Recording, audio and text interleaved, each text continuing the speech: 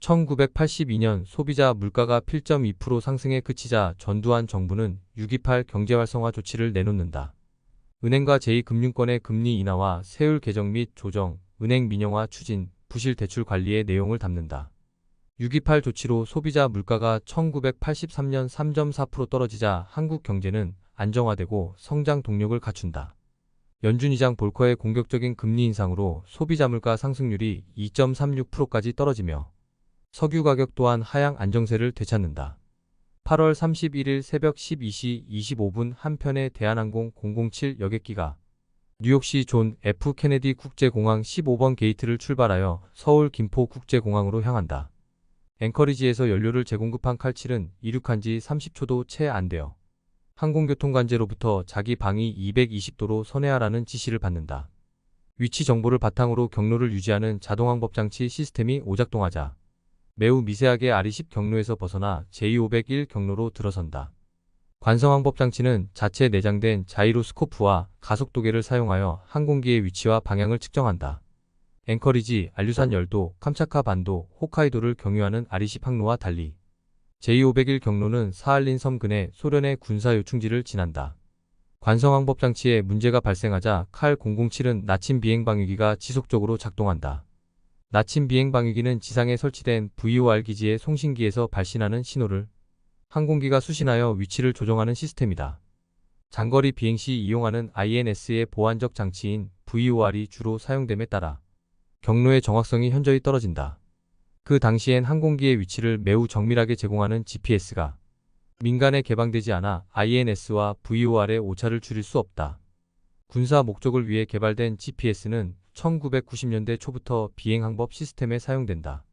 이륙 10분 후 245도 방위로 비행하던 칼 007은 베델로 지정된 항로에서 오른쪽으로 편향을 시작하여 비행을 계속한다. 칼 007은 장거리 고주파 무선을 통해 서울로 향하는 칼 015에 3번이나 자신의 위치를 전달해 달라고 신호를 보낸다. 하지만 전자기 간섭에 취약한 HF 전송으로 통신에 실패하자 베델과 나비 사이의 중간 지점을 통과하여 출입 금지 지역을 넘어선다.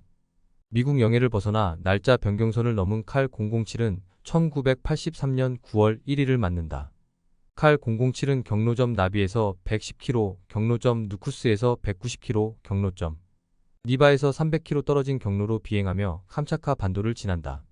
미사일 시험으로 경계가 높아진 캄차카 해안에서 약 110미 km의 금지. 영공 레이더망에 칼 007이 포착되자 수호이 15 전투기가 출격한다. 칼 007은 3시 27분 사할린 인근 모네론섬 근처 상공에서 수호이 15 전투기의 공대공 미사일 요격에 269명 탑승자 전원이 목숨을 잃는다. 이 격추 사건은 냉전 시기에 발생했기에 소련은 비행기록 장치를 발견하지만 1992년 소련이 해체될 때까지 비밀로 유지한다. 소련은 1983년 1월 스위스 제네바에서 미국과 핵무기 협상을 재개하나 미국의 핵무기 완전 폐기에 동의하지 않은 바 있다. 탑승자 가운데 주목할 만한 인물은 미국 하원 의원 로렌스 패튼 맥도날드이다. 맥도날드는 국제금융재벌의 신세계 질서에 반대하여 철저한 시장경제의 작은 정부를 주장하며 대통령 경선 준비 중 희생된다. 맥도날드의 사촌형 조지 스미스 패튼 역시 소련을 적대시하여 전쟁까지 주장하다. 1945년 국제금융재벌에 의해 살해당한다. 국제금융재벌은 소련과의 관계 악화로 1948년 이스라엘 건국이 무산될 위기에 처하자 패튼을 교통사고로 위장해 돌발 변수를 없앤다. 레이건 대통령 또한 금위원회를 조직해 근본이제를 복원하려다 금융재벌의 암살이기를 모면한다. 소련 해체 이후 1992년 비행기록 장치와 관련된 정보가 공개되지만 예정 항로인 RE10에서 이탈하여 제2501 경로를 따라 비행했다는 사실만 확인된다.